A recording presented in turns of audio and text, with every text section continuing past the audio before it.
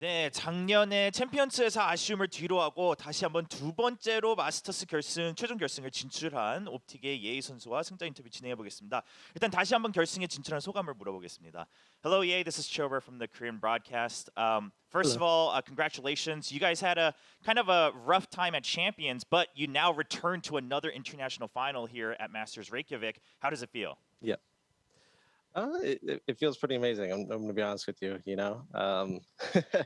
Looking back, before I was even on this team, like this is kind of like what I dreamed of. Like I put in so much effort and put so much work in to like try to get to this level because my whole life basically, I would watch my former peers. They would go up, represent North America, do their best, lift trophies and stuff like that. And even all the people I used to look up to, that's that was the norm, that was the big thing. So now that I have an opportunity to like do that myself, it's like it's just cool, like looking back, if that makes Awesome. sense. Yes, of course. Awesome. Thank you so much.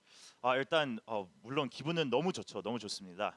일단 제가 개인적으로 항상 뭐 지금 이 옵틱 팀 전에도 꿈꿔왔던 순간이기 때문에 뭔가 북미 대표로서 결승에 가서 이제 트로피를 들을 수 있는 기회가 주어진다는 게 제가 뭐 주변에 봐왔던 친구들과 또 제가 봐왔던 롤 모델들이 항상 북미 대표로서 해줬던 장면들인데 제가 이 장면을 직접 연출할 수 있는 기회가 또 한 번 주어졌다는 것에 너무 감사하고 제 꿈을 정말 평생 꿈꿔왔던 이 순간을 다시 이룰 수 있는 것 같아서 너무 기쁩니다.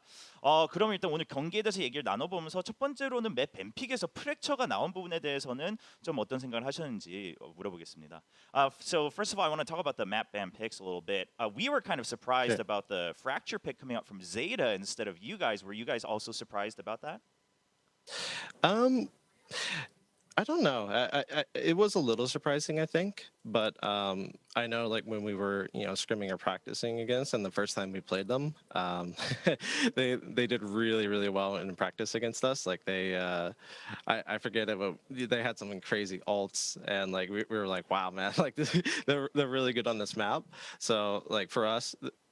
We had to switch up our comp, and obviously we've leaned heavy into the neon and fracture, and we didn't run that against them at least before in scrims. So I think even with like the games, it's like it's different playing against like a neon on fracture and our different composition. So yeah, I mean, it worked out pretty well in our favor, and I don't think it was a bad pick by them.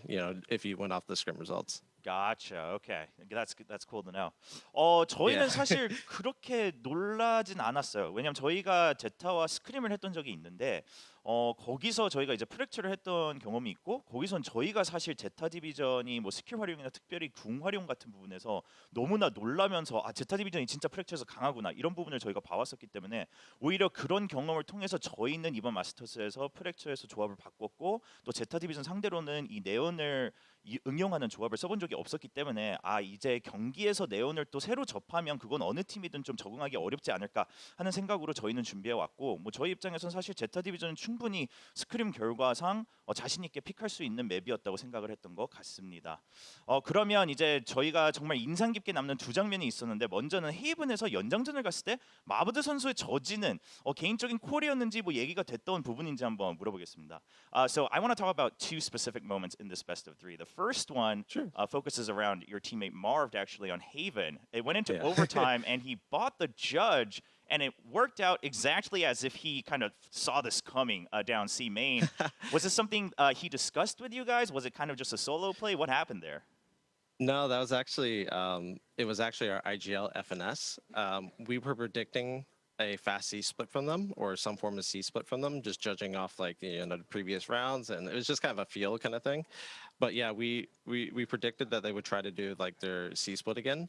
So our IGL FNS told Jimmy to buy a judge, trust him on it. He even said, it's a weird call, but trust me on this. And he trusted them, and it worked out pretty well because they ended up going exactly where we were expecting. Wow, that's amazing.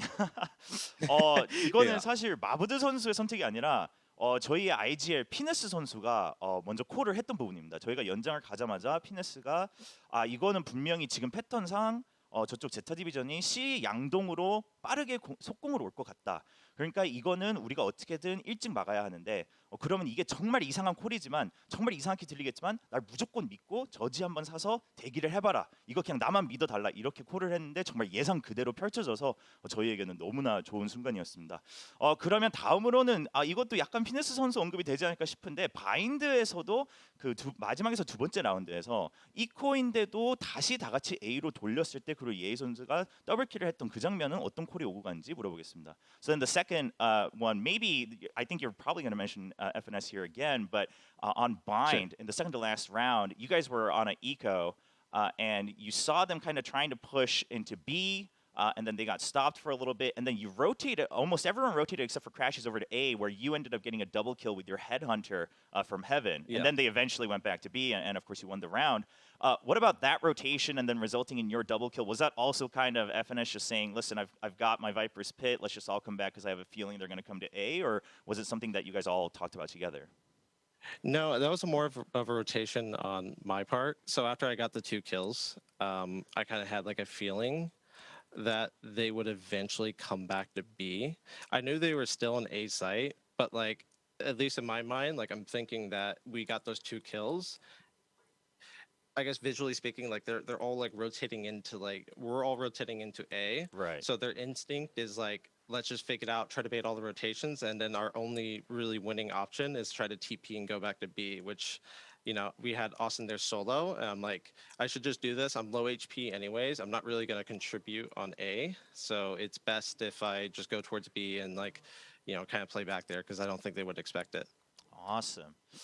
그 순간에는 일단 A로 돌렸을 때는 다 같이 얘기가 있었지만 그 다음에는 사실 제가 오히려 먼저 그냥 B로 또 한 번 돌릴 것 같다는 짐작이 와서 제가 먼저 백업을 갔던 순간입니다. 왜냐하면 제 입장에서는 제가 헤븐에서 더블킬을 했었고 그 다음에 저희 팀원들은 이제 수비 진영에서 우르르 나오는 상황에서 그러면 제타 디비전이 솔직히 갈 수 있는 공간은 아마도 순간이동을 통해서 B로 가거나 멀리 돌리는 수밖에 없었는데 그렇다면 제가 체력이 없는 상황에서 어차피 저희는 B 사이트에 한 명밖에 없었고 그럼 그 팀원한테 가서 어떻게든 백업을 주는 게 더 중요하지 않을까 이런 판단을 해서 다시 제가 먼저 B로 가서 백업을 줬었고 그렇게 저희가 시간을 벌면서 라운드를 이길 수 있었던 것 같습니다.